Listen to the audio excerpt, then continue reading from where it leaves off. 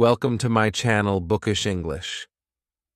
What if I told you that just one story can teach you how to read, speak, and think in English, like a native?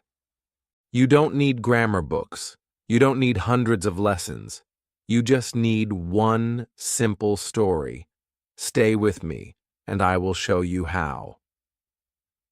Comment below. Have you ever tried learning English from a story? Let me know. And if you enjoy learning this way, I'd be truly grateful if you could subscribe. It means a lot and helps me keep sharing these simple, helpful lessons with you. Chapter 1. One story changed everything. I was sitting in my room late at night. The books were open. My notebook was full of words I couldn't remember. I had grammar rules in front of me, but they felt heavy. My head hurt. My heart was tired. I asked myself, is this the only way to learn English? I didn't feel excited. I didn't feel confident. I felt lost. Then, something happened. I opened a website, just for fun. There, I saw a very short story. Only 5 lines. Simple words. Easy sentences. But something about it caught my eye. I read it once. Then I read it again. Then again. My eyes followed the words. My lips moved. I spoke each line softly. And then I felt it. For the first time, I understood everything. Not just the meaning, but the feeling. The story made me smile. It made me think. It made me speak. The story was about a little boy who lost his red balloon. He looked for it everywhere. At the end, he found it floating in the sky. He smiled and said, "It's waiting for me." Just 5 lines, but they changed me. I stood up and said the sentences again, this time louder, clearer. I looked in the mirror. I said them again. I was speaking English, not from a grammar rule, not from a textbook, from a story. And I felt something new, confidence. That night I didn't study any new words. I didn't learn a grammar rule, but I learned something more powerful. One story is enough. If you use it the right way, it can teach you reading. It can teach you speaking. It can even change the way you think. The next day, I printed the story. I kept it in my pocket. I took it everywhere. To school, to the bus, to the park. I read it again and again. I whispered it when I walked. I said it out loud when I was alone. I acted it out. I made faces like the boy in the story. I imagined myself looking for that red balloon. I made the story mine. That's when something amazing started to happen. English was no longer just a subject. It became a part of me. I wasn't memorizing anymore. I was living the language. I started thinking, what if I do this with more stories? What if one story, just one, can be my teacher? So I tried, and it worked. Not because the stories were long or difficult, but because they were alive. From that one story, I learned how to read with feeling. I learned how to speak with rhythm. I learned how to think without translating. And slowly, I started becoming fluent, not by learning more, but by going deeper. That's what I want for you. In this video, I will show you exactly how to do it, step by step. We will use one story. We will explore it together. And by the end, you will not just read it. You will speak it. You will think with it. and you will believe in yourself. So, take a deep breath. Forget the grammar rules for a moment. Forget the big words. Let's start small. Let's start with one story, because sometimes one story is all you need to change everything. Chapter 2. How to Read with Feeling, Not Just Words. The next morning I sat on my bed with that story in my hands. I had already read it many times, but now I wanted something more.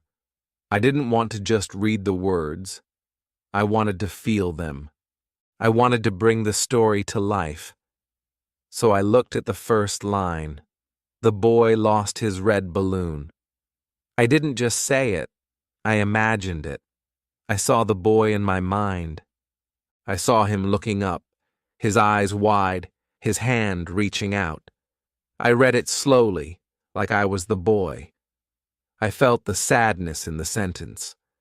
I said it again, but this time softer, then louder, then like a whisper. Each time it felt new. That was the moment I realized something. Reading is not about speed. It's about connection. When you feel the sentence, you remember it, you understand it, and you love it. I read the second line. He looked behind trees, under cars, and inside boxes. I smiled. The words were simple, but they painted a picture in my head. I saw the boy running. I saw him searching, and I felt his hope. I didn't use a dictionary. I didn't worry about grammar. I just followed the boy. You see, when you read with feeling, the words stay with you. You don't forget them. They become part of you. That's what I want you to do. Take one story. Read it slowly. Feel every line. Imagine it. Act it out if you want. Say it with emotion. This is not childish. This is how your brain learns best. I read the story 5 times that morning. Each time, I changed something. One time, I read it like I was telling it to a friend. Another time, I read it like it was happening to me. Then I read it like I was telling it to a little child. I even read it like I was performing on stage. Every time, I discovered something new. Reading like this is powerful. It makes the story alive. And when the story is alive, the language becomes real. You don't forget it. You don't need to study it. It stays with you. That day, I walked to school with the story in my head. I didn't have the paper, but I could remember every word. Why? Because I had felt the words. I had lived them. I want you to try this. Choose one small story.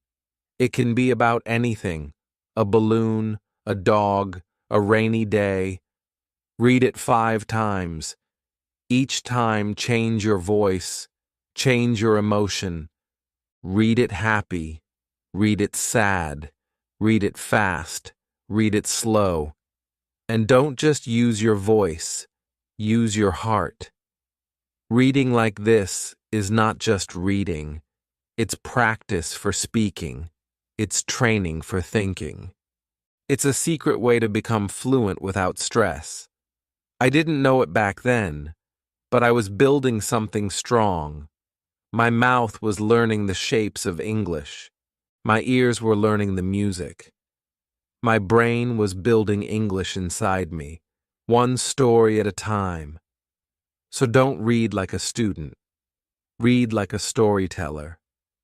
Read like a dreamer. Feel the words. Live the story.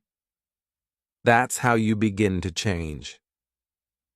Now, we've read the story, we've felt the story, but the next step is even more powerful.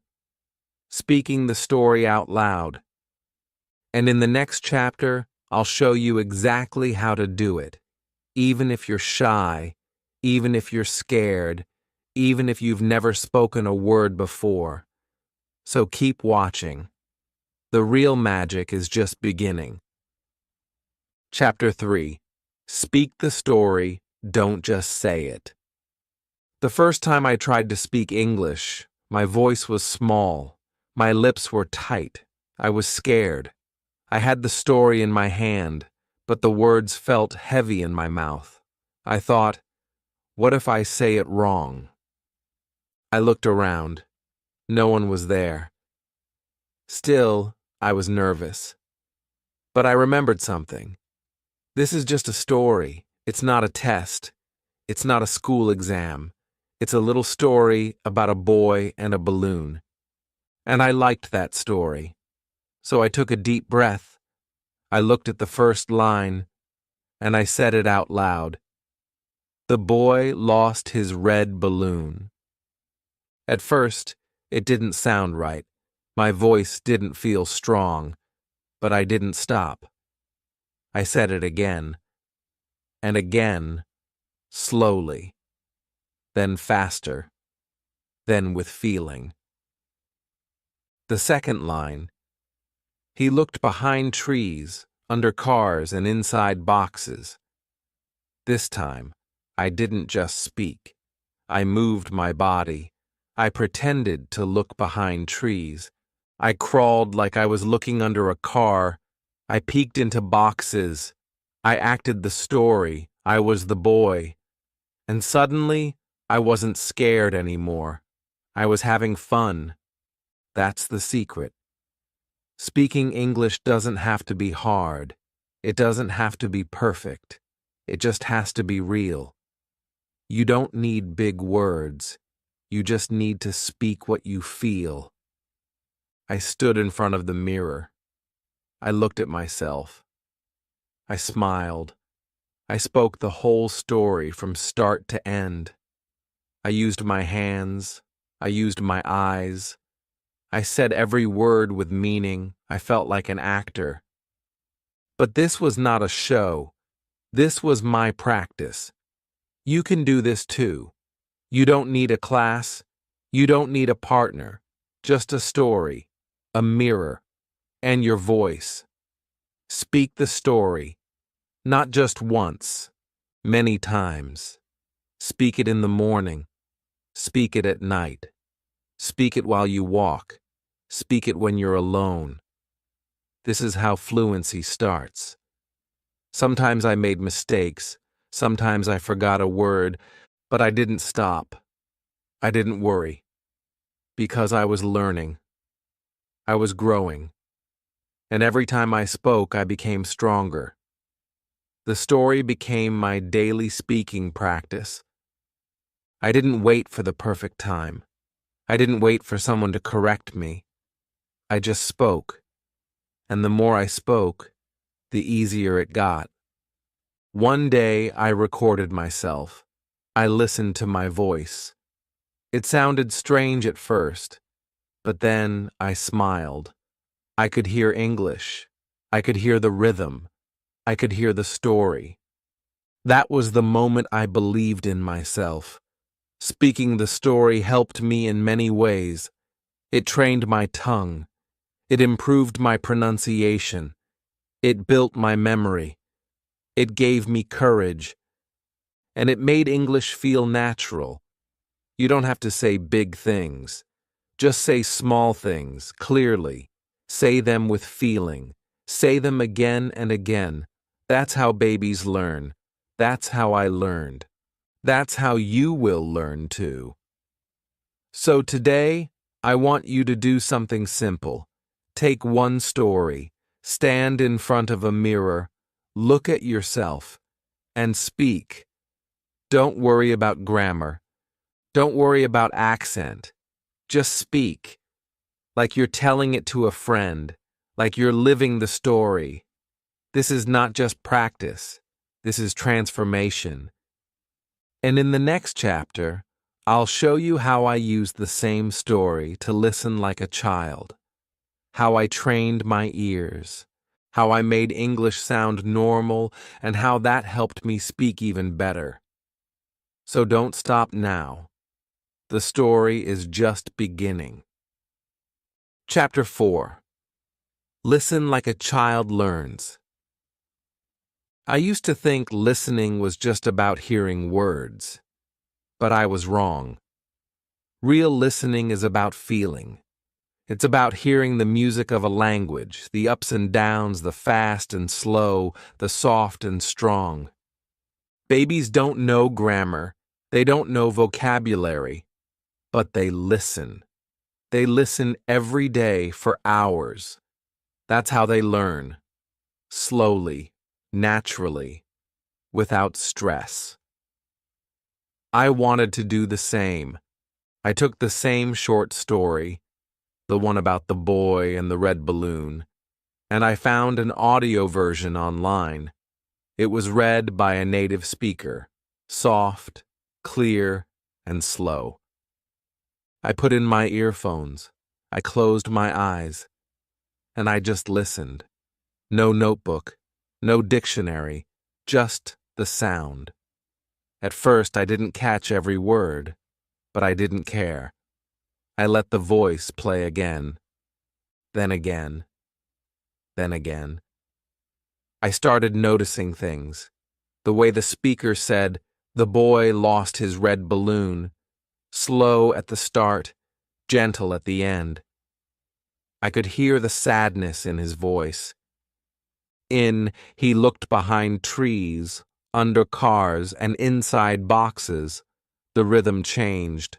It was faster, more playful. I felt the boy's energy. I was listening, not just to words, but to emotions. I listened 5 times on the first day, 10 times on the second. Sometimes I listened while walking, sometimes while brushing my teeth. I wasn't studying. I was absorbing, just like a child. On the 3rd day, something amazing happened. I didn't need to think. I could repeat the words as I heard them. My mouth moved naturally. My ears knew what was coming next. English didn't feel strange anymore. It felt like music I could dance to. That's when I started shadowing, speaking just a little behind the speaker, not thinking, just copying, like an echo. I'll tell you more about that in the next chapter. But for now, just focus on this. Deep listening is powerful. You don't need many stories. You just need one. And you need to listen to it a lot.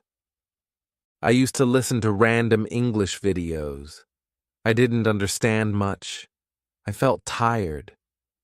But with this story, it was different. I knew the meaning. I had read it. I had spoken it. Now I was listening to it.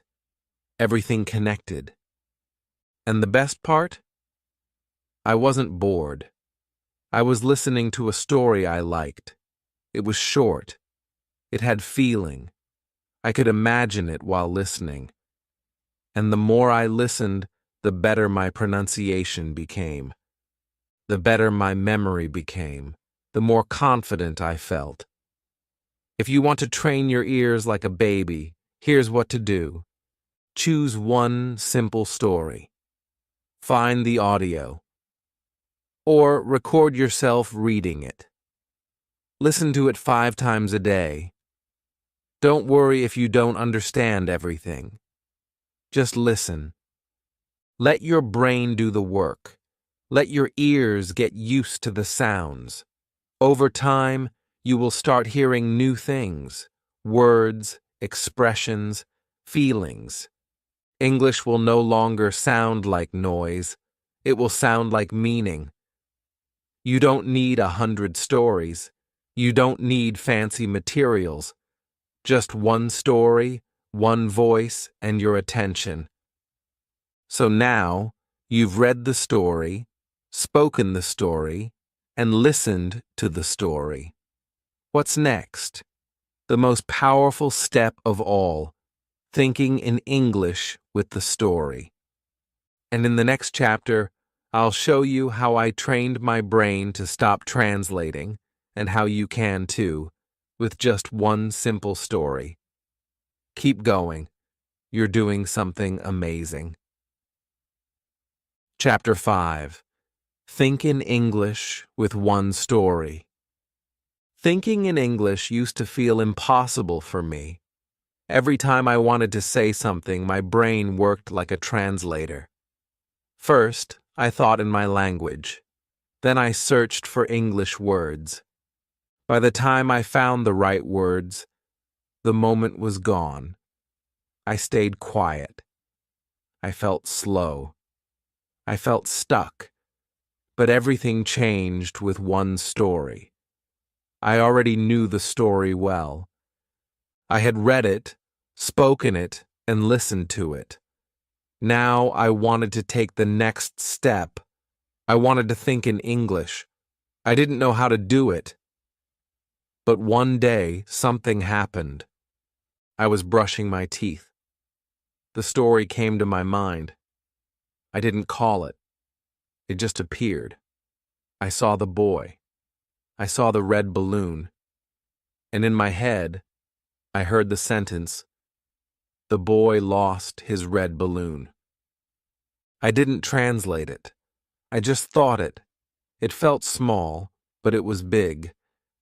It was the first time I thought in English, without trying. That day, I started playing with the story in my head. I was walking to school, and I asked myself, "Where is the boy going?" I answered in English, "He is looking for the balloon." Then I asked, "How does he feel?" I said, "He is sad, but he hopes to find it." All in English, all in my mind. I wasn't studying, I was thinking. And that was the trick. I used the story like a game. I didn't open a book. I didn't sit at a desk. I just used small moments. Walking, washing dishes, lying in bed. I repeated the lines. I changed the lines. I asked questions. I answered them. I imagined new parts of the story. What if the balloon was blue? What if it flew to the mountains? What if the boy cried? I made my brain play in English. At first, I only did this with the same 5 sentences.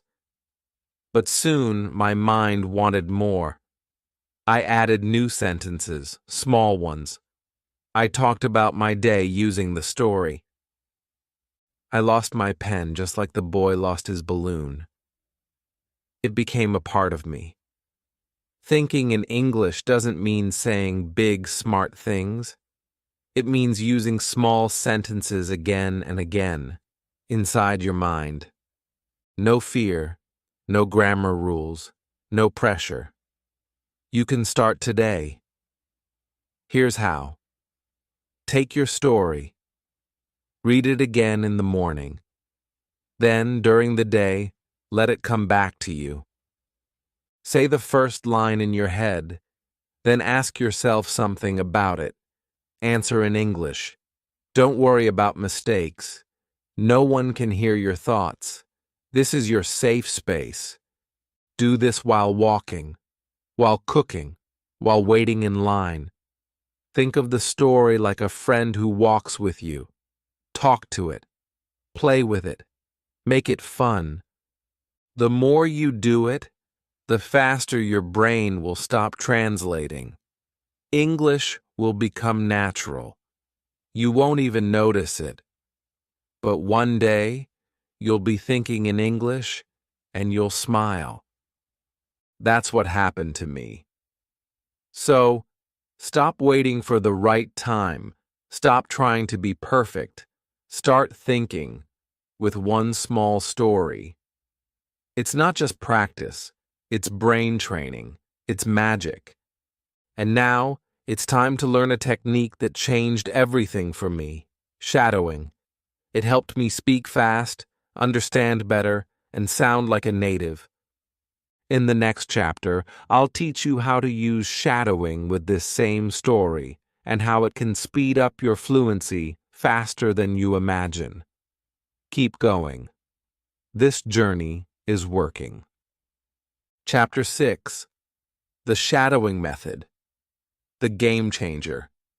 I remember the first time I tried shadowing. I had no idea what it was.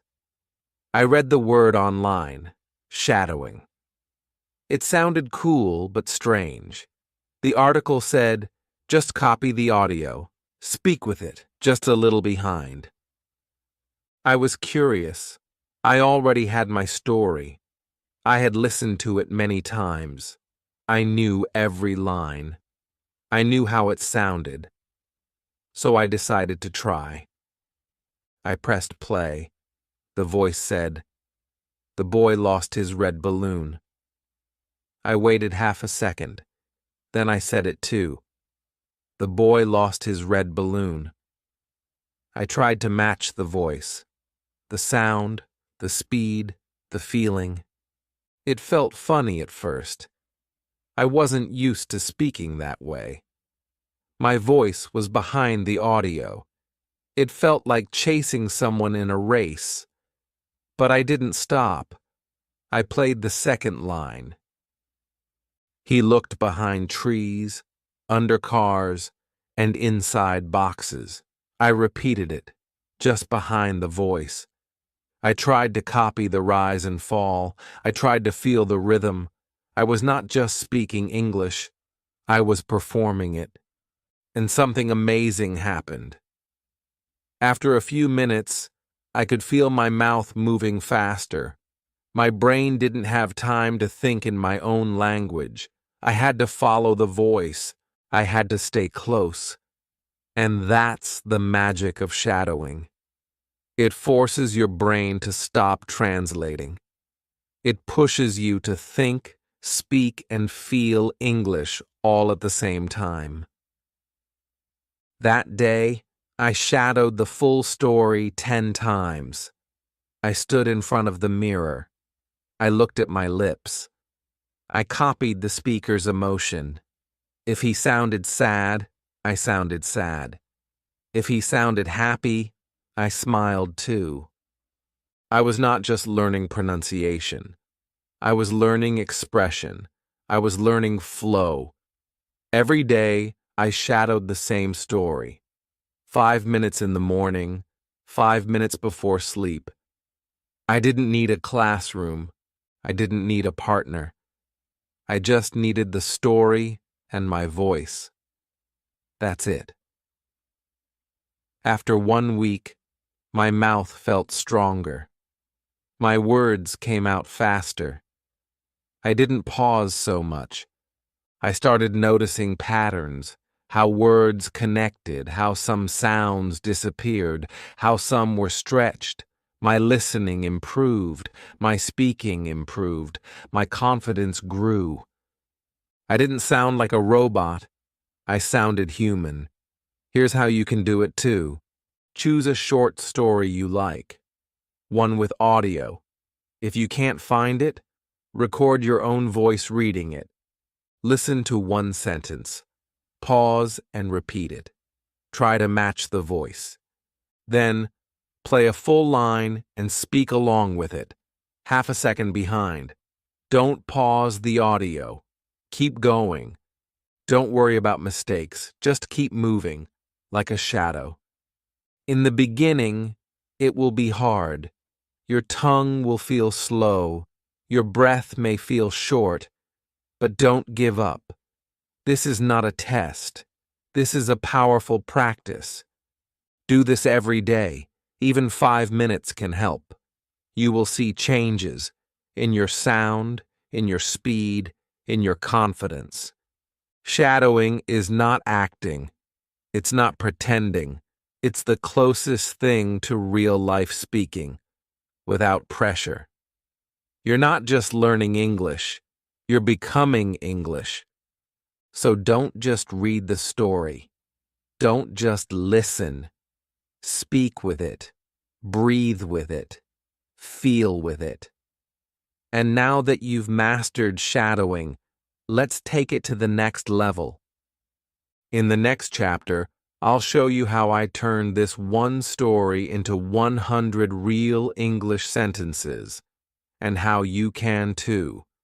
This is where your English starts to grow like never before. Let's keep going. Chapter 7. Turn one story into 100 sentences. It started with just one story, 5 simple lines. But I wanted more. I didn't want to stop at speaking or shadowing.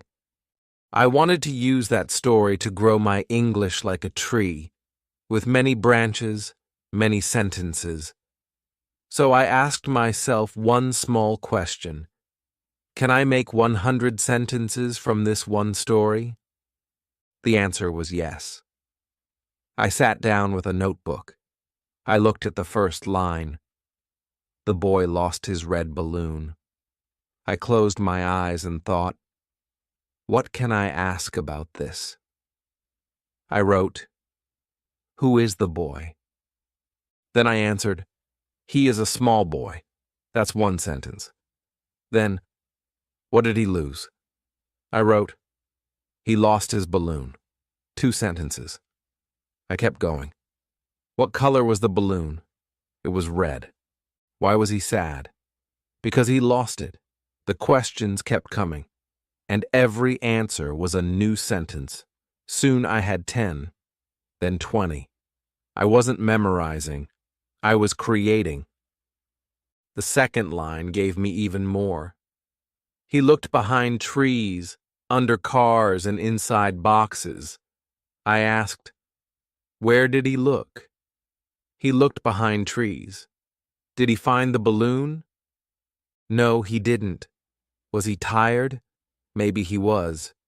I even started adding ideas. The boy ran fast. He didn't give up. He wanted his balloon back. Each question opened a new door, and each sentence was simple, short, and clear. You don't need big grammar books to make sentences. You just need curiosity. You just need to ask questions like a child. Who? What? Where? Why? How? The story became a tool, a playground, a place to build my own English. And I was the builder. Every sentence I made came from me. It wasn't from a textbook. It wasn't from a teacher. It was my voice, my thoughts, my practice. And the best part? I could do this any time. On the bus, before sleep, while drinking tea. I didn't need a classroom. I didn't need anyone to correct me. I was free. I also started mixing sentences. I changed them. The boy lost his blue balloon. The girl lost her red balloon. He found the balloon behind the tree. She looked inside the box. I created new mini-stories from the old one. This kind of practice made my brain fast. It made my speaking easier. The sentences became automatic. I didn't have to stop and think so much. The words just came. One day, I met someone new. They asked me a question in English. I answered without fear. Why? Because I had already said that kind of sentence 100 times in my room from my story. You can do the same. Take your story, look at each line, ask questions, answer them, change the people, change the places, change the objects, and write it down if you want, or say it out loud, or think it in your head. Make it a game, a challenge. Can you make 100 sentences from one story? I believe you can, and when you do, you won't just be a learner. You'll be a creator, a builder of real English. You'll stop waiting for someone to teach you. You'll teach yourself. And now, get ready for the next secret. In the next chapter, I'll show you the emotion trick. The reason I remember every word from that story, even now. This is the most powerful method I know for remembering English without effort. Stay with me. You're almost there. Chapter 8. The Emotion Trick. Remember every word. I used to forget English words. I would learn them today, and by tomorrow they were gone. I tried writing them again and again. I tried using flashcards, but they didn't stay. I felt frustrated. I thought something was wrong with me. But the problem wasn't my brain. The problem was how I was learning. The words were just sounds to me. They had no meaning, no feeling, no story. Until I discovered the emotion trick. It happened by accident. I was reading the same story, the one about the boy and the red balloon. I had read it many times. I had spoken it, shadowed it, and made sentences from it. But now, I wanted to feel it deeper. So I closed my eyes and thought about the boy. I imagined him as me. I saw myself as a child. I remembered the time I lost my toy car in the park. I cried. I searched everywhere. And suddenly, the story wasn't just a story anymore. It was my memory. That's when everything changed. I took the first line. The boy lost his red balloon. I said it again, but this time, I felt the sadness. I remembered how I felt when I lost something I loved. That sentence stayed in my heart. It wasn't just a line from a story. It was my line. Then I looked at the second line. He looked behind trees, under cars, and inside boxes.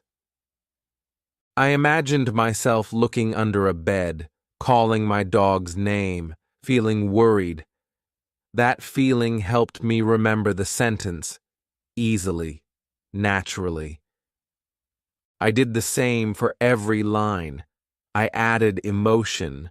I added imagination. I changed the boy's name. I made him my younger brother. I imagined myself helping him. We were running together, searching for the balloon. It became our story. That's the emotion trick. Connect the words to your feelings, to your life. When you do that, the words are no longer just words. They become part of your heart, and your heart remembers what your brain forgets. After that, I never needed to memorize the story again. It stayed with me, not for a day, but for years. Even now, I can say it without looking, because it's not just on paper, it's inside me. You can use the emotion trick too. Here's how. Take one sentence. Close your eyes. Ask yourself, when did I feel like this? If the story says, the boy was sad, think of a time when you were sad. Add a face, add a place, add a moment from your life. If the sentence is, he found the balloon, think of a time when you found something you lost. Feel the joy, feel the surprise, then speak the sentence again, this time with feeling. You can also use imagination. If you don't have a memory, make one. Imagine a story around the story. Add colors, sounds, people, places. Make it alive. And when you do this, your brain becomes sticky. It holds on to the words, because the words now mean something to you. This is why stories work better than lists. Stories carry emotion. Emotion makes memory stronger. So stop learning English with your head only. Use your heart too. Feel the story. Become the story. Live the story. And in the next chapter, I'll show you how I used this one story to create my own story. How I took simple sentences and made them personal. This step made me confident. It made me feel like a real English speaker. You'll love it. Keep going. You're almost there. Chapter 9. Create your own story from the first one. Now it was time to do something I had never done before. I had read the story. I had listened, spoken, shadowed, and thought with it. I had turned it into 100 sentences. I had added emotions and made it part of my life. But now, I wanted to create something new. I wanted to write my own story, using the same idea, the same style, the same feeling. I was scared at first. I thought, I'm just a learner. I'm not ready. But then I remembered. I knew the story. I understood it. I had lived it. And if I could feel it, I could change it. So I took a pencil. I wrote one line. The girl lost her yellow kite. That was it. One small change. Boy became girl. Balloon became kite. Red became yellow. It was still the same story, but also new. My story. Then I wrote the second line. She looked on the roof, in the trees, and under the bed. I smiled. The places were different, but the feeling was the same. She was still searching, like the boy, like me. Line by line, I built a new version. She sat down. She felt tired. Then she saw it, flying high in the sky. She laughed.